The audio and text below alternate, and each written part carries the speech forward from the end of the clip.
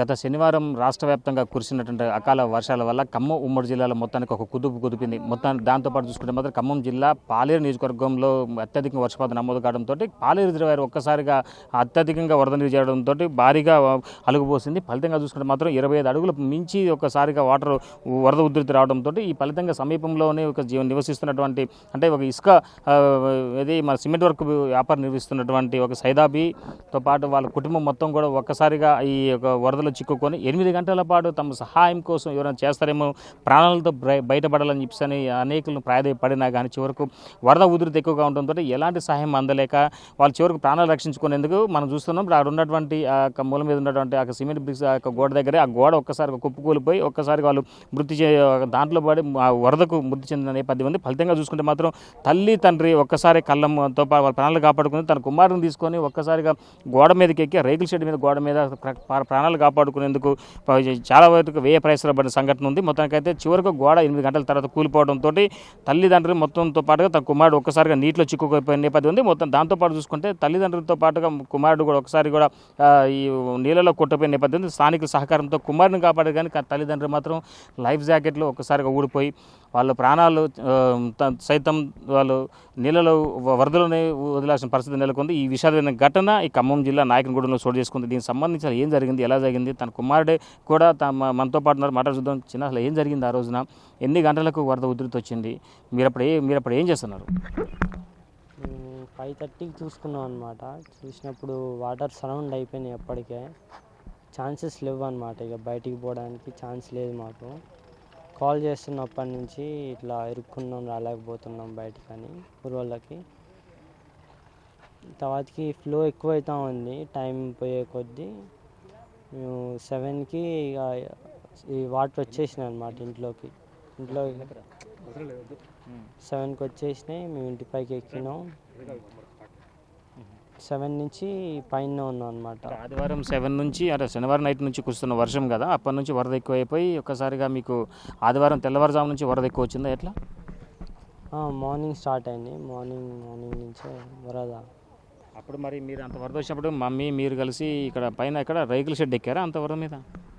రేకుల షెడ్ ఎక్కాము. తర్వాత మళ్ళీ ఏం జరిగింది? వాళ్ళు అంత క్షణాల్లో మీరంతా అర్ధనాదాలు చేశారు. మీకు డ్రోన్ సహాయంతో కూడా మీకు లైఫ్ జాకెట్లు అందించారు కదా? అరౌండ్ 12 o'clockకి మాకు లైఫ్ జాకెట్స్ వచ్చినాయి అనమాట. డ్రోన్ నుంచి లైఫ్ జాకెట్స్, ట్యూబ్స్, వాటర్ కొద్దిగా ఫుడ్ పంపించారు. తర్వాత ఇప్పుడు అక్కడ నుంచి మీరు ఇక్కడ నుంచి ఇదే వేలో కొట్టుకుంటూ పోయారు ఎట్లా? అంటే ఇట్లా వెళ్ళిపోయినాం అనమాట మేము. నేను మమ్మీ, డాడీ ఏమో ఆగిపోయిందంట చెట్లకి చిక్కుని. అంటే మిమ్మల్ని అక్కడ వేరే వాళ్ళు అంటే మెయిన్ బైపాస్ రోడ్ దగ్గర వేరే వాళ్ళు సేవ్ చేశారు ఎట్లా? అక్కడ వెయిట్ చేస్తున్నారు, ఫ్లో అటైపే ఉందని మా కోసం వెయిట్ చేస్తున్నారు. నేను అవపడ్డప్పుడు నన్ను గుంజి తీసుకున్నారు అనమాట. అప్పటికే మమ్మీ డాడీ మీ వెనకొచ్చారు ఎట్లా? మమ్మీ అయితే అవపడ్డాయి, డాడీ అవపడలేదు నాకు స్టార్టింగ్ నుంచే. అంటే లైఫ్ జాకెట్లు వాళ్ళు ఊడిపోవటం వల్ల? మమ్మీ మా ఇద్దరికి ఉన్నాయి, లైఫ్ జాకెట్స్ ఉన్నాయి. డాడీ ఇరుక్కున్నా అన్నాడు చెట్టులో. మమ్మీ లైఫ్ జాకెట్ ఒకటి ఊడిపోయింది నేనున్నప్పుడు. సో మరి మీకు చాలా వరకు దాంతోపాటు మొన్న రెవెన్యూ శాఖ మంత్రి పొంగులేడు కూడా రావడం, మిమ్మల్ని వచ్చి మీకు మనోధైర్యం ఇచ్చేసి మీకు ఎక్స్‌గ్రేషియాతో పాటు తగిన సహాయం అందిస్తా అని చెప్పారా? అన్నకి నాకు చెరో 5 lakhs చెక్ ఇచ్చారు. ఇల్లు కట్టిస్తా అని మాట అన్నారు. మీరు ఏం చదువుకుంటారు? నేను BTech second year, SBIT college Khammam. మీరు ఎక్కడున్నారు అప్పుడు ఆ సంఘటన జరిగినప్పుడు? మమ్మీ డాడీ తమ్ముడు ఇక్కడ ఉన్నప్పుడు అసలు మీరు ఇక్కడ లోకల్లో లేరా? నేను చెన్నైలో చదువుకుంటున్నా టైం, నాకు బీటెక్ ఫైనల్. ఏమన్నారు మరి రాష్ట్ర ప్రభుత్వం మంత్రులు వచ్చారు కదా, ఏమైనా మీకు హామీ ఇచ్చారు? చెక్ ఇచ్చారు 5 lakhs నాకు తమ్ముడికి. ఇల్లు కడతామన్నారు. స్టడీ అయిపోయాక జాబ్కి చూస్తామన్నారు. ఇంత విషాదమైన ఘటన కళ్ళ ముందు జరిగింది. అమ్మ నాన్న ఇద్దరు కూడా కళ్ళ ముందే తమ్ముడితో పాటు కూడా ఇది అయిపోయారు కదా. దీనికి సంబంధించి బంధువులు కానీ మీ నెక్స్ట్ ఏమన్నా మీకు సహాయ సహకారాలు ఎలా ఉంది? పెదనాన్న వాళ్ళ ఇంట్లో ఉంటారు. సో ఇంకా అది ఇప్పుడు మీకు ప్రజెంట్ అయితే ఈ ఈ ఘటన నుంచి బయటపడడం కోసం చాలా వరకు కూడా ఈ ప్రాంతంలో వీళ్ళకి విపత్కరమైన పరిస్థితి ఉందని చెప్పుకోవచ్చు. ఈ షాక్ నుంచి బయటపడాలంటే కొన్ని నెలలే పట్టవచ్చు, సంవత్సరం పట్టవచ్చు సమయం. ఒక్కసారి రాకాసి అలలో ఒక్కసారి రావటం, తల్లిదండ్రులను ఒక్కసారిగా వీళ్ళను ముంచెత్తడంతో ఈ ఘటన జరిగింది. ఏం పేరు మీ తల్లిదండ్రుల పేరు? నాన్న పేరు యాకూబు, మమ్మీ పేరు సైదాబి. వీళ్ళు ఇరువురు కూడా ఒకసారి ఫ్లడ్లోనే మిస్ అయిపోయారు. అవును. సో మొత్తానికి చూసుకోవచ్చు ఈ సైదాబి యాకోబి ఒక్కసారిగా ఈ యొక్క వరద ఉధృతి వలన కూడా గత శనివారం నైట్ కురిసిన వర్షానికి ఆదివారం వచ్చిన ఫ్లడ్ వల్ల కూడా మొత్తానికైతే మాత్రం ఈ పాలేరు రిజర్వేర్ మన పక్కన చాలా క్లియర్ చూసుకోవచ్చు విజువల్లోని. ఈ యొక్క విజువల్లో ఉన్నట్టు తర్వాత మొత్తానికైతే మాత్రం ఈ విజువల్ అంటే ఈ ఘటన నుంచే మనం చాలా వరకు ఇక్కడ వరద ఉధృతి ఎక్కువ బస్సు పోయే అవతల కూడా ఇంకా ఫ్లైఓవర్ అవతల దాని వెనక కూడా ఇంకా రిజర్వాయర్ ఉంది. ఆ రిజర్వాయర్ అవతల నుంచి కూడా ఒకసారి వరద ఉధృతి రావడంతో ఈ ఘటన ఉంది. దాంతోపాటు చూసుకోవచ్చు ఇప్పుడు వాళ్ళు ఎక్కడైతే ఇక్కడ నిలబడి ఉన్నారో వాళ్ళు నిలబడుతున్న ప్లేస్ దగ్గర కూడా మొత్తానికైతే మాత్రం అదంతా కూడా వీళ్ళు రేకుల షెడ్ నివాసం ఉంటూ ఇదంతా సిమెంట్ వర్క్ అంటే వరలు, సిమెంట్ స్తంభాలు, సిమెంట్ కిటికీలు, అదే దర్వాజులు ఇవన్నీ వీళ్ళు చేసుకుంటూ బ్రిక్స్ ఇవన్నీ నడుపుకుంటూ ఈ గత 3 సంవత్సరాల నుంచి ఇక్కడ నివాసం ఉంటున్నారు. అంతకుముందు ఇదే ప్రాంతంలో వాళ్ళు అనేక సంవత్సరాల నుంచి కూడా ఇక్కడ వ్యాపారం కొనసాగిస్తున్న నేపథ్యం అయితే ఉంది. మొత్తానికైతే మాత్రం ఈ ప్రాంతంలో వచ్చిన తర్వాత మంచి పేరు ప్రఖ్యాతులు తీసుకొచ్చుకున్నటువంటి ఈ కుటుంబానికి మొత్తానికైతే మాత్రం ఇక విషాదం మిగిలిచిందని చెప్పుకోవచ్చు. ఈ మున్నేరు అంటే ఇక పాలేరు వరద, దీంతోపాటు ఇక్కడ నుంచి వచ్చిన వరద ఒక్కసారి ఉధృతంగా వచ్చింది. వరదలతో పాటుగా వచ్చినటువంటి వరద ఇదే రూట్లో ఈ యొక్క ఈత చెట్టు గురించి చూసుకోవచ్చు. ఈ యొక్క కారు కూడా వాళ్ళదే, ఇదే రూట్లో నుంచి వీళ్ళంతా కొట్టుకుపోయినట్టు వాళ్ళ కుమారుడు చెప్తున్న నేపథ్యం అయితే ఉంది. ఈ కారు కూడా చూసుకోవచ్చు, కారు కూడా వీళ్ళదే. మరోవైపు చూసుకో 2 ట్రాక్టర్లు కూడా దీంట్లో ఈ వరదలు చిక్కుపోయిన నేపథ్యం అయితే ఉంది. అసలు ఆ రోజు ఏం జరిగింది, ఇంత విపత్తు గల కారణం ఏందనేది ప్రత్యక్ష సాక్షులు మనతో పాటు వీళ్ళు వరదలు చిక్కుకున్నప్పుడు వీళ్ళకి డ్రోన్ సహాయంతో లైఫ్ జాకెట్లు అందించినటువంటి ప్రత్యక్ష సాక్షులు ఉన్నారు, నాయకులకు సంబంధించినటువంటి ప్రత్యక్ష సాక్షులు ఉన్నారు. ఏం జరిగింది ఆ రోజు, ఎన్ని గంటలకి వీళ్ళు వరదలు చిక్కుకున్నారు, ఆ చిక్కుకున్న తర్వాత మీరు వీళ్ళని ఎలాంటి రెస్క్యూ నుంచి కాపాడాలనుకున్నారు? ఆ రోజు ఆదివారం ఎర్లీ మార్నింగ్ రోజు మాకు తెలిసిన విషయం ఏంటంటే 6 కల్లా మాకు తెలిసింది.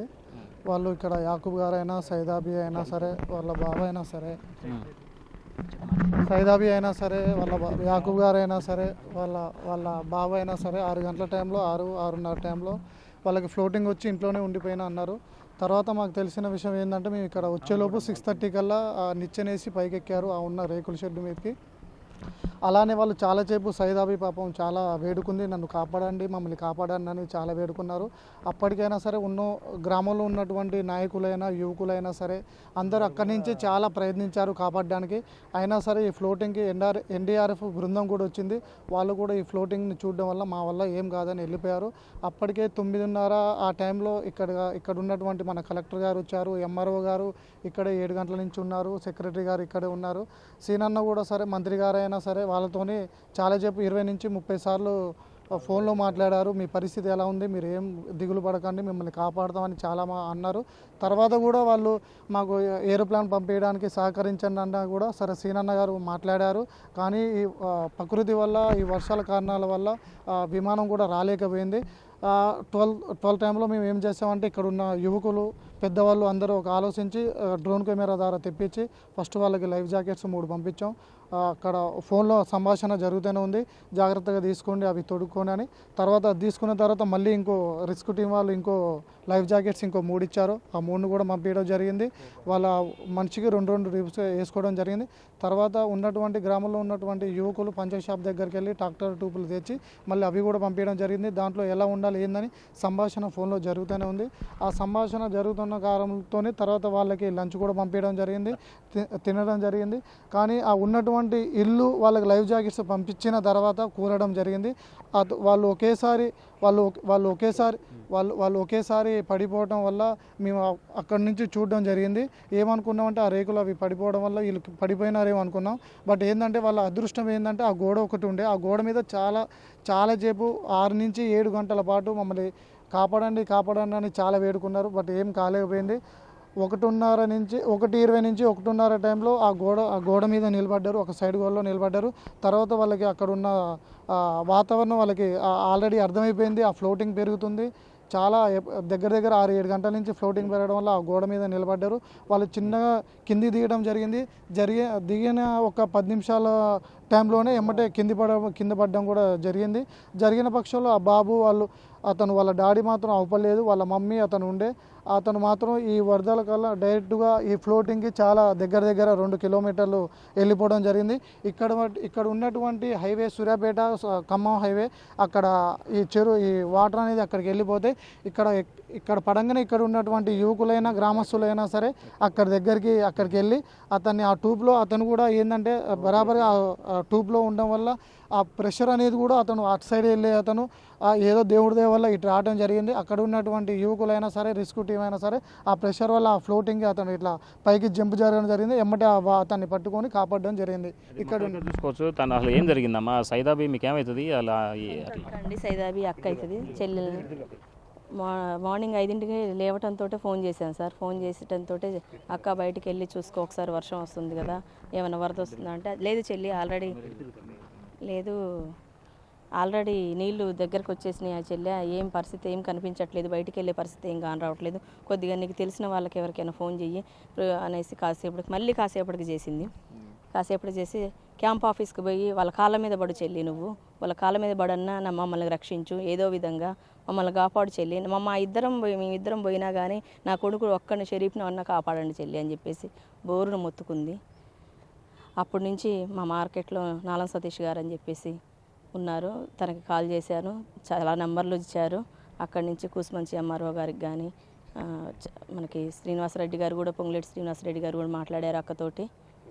పొంగులేటి శ్రీనివాసరెడ్డి గారు మాట్లాడి చెల్లి నేను రిస్క్ టీం పంపిస్తున్నాను భయపడబాకమ్మా అని చెప్పి ధైర్యం అయితే చెప్పాడు. చివరి వరకు కూడా ధైర్యం చెప్పి అట్లా చెప్పుకుంటూ వచ్చాం. కానీ వాతావరణం ఒకటి సహకరించక సో మొత్తంగా చూసుకోవచ్చు. అంటే ఈ ఘటన జరిగి తర్వాత కూడా వాళ్ళ అంటే ఆ ఘటనలో సుమారు 7-8 గంటల వరకు కూడా ప్రాణాల కోసం కొట్టుమిట్టాడుతున్న నేపథ్యం అయితే ఉంది. వరద ఉధృతి వల్ల కూడా మొత్తానికైతే మాత్రం ఖమ్మం నుంచి సూర్యాపేట ప్రధాన రహదారి మొత్తం కూడా వరదలో చిక్కున్నటువంటి కుటుంబం మొత్తం సైదాబి కుటుంబం మొత్తం కూడా వాళ్ళిద్దరు కూడా భార్యాభర్తలు చనిపోవడం, కొడుకు మాత్రం శుభాన్ని మాత్రం ఒక్కసారి ప్రాణాలతో బయటపడిన నేపథ్యం, అది కూడా రిస్క్యూ టీం యువకులు కాపాడిన నేపథ్యం ఉంది. మొత్తానికైతే ఈ ఘటన మాత్రం ఈ ప్రాంతం మొత్తం ఒక్కసారిగా విషాద చేయాలని అనుకున్నాయని చెప్పుకోవచ్చు. ఇది కొంత తాజా పరిస్థితి. కెమెరా సంపత్తో Bhaskar, Big TV, Khammam. For more videos like this, subscribe Big TV channel.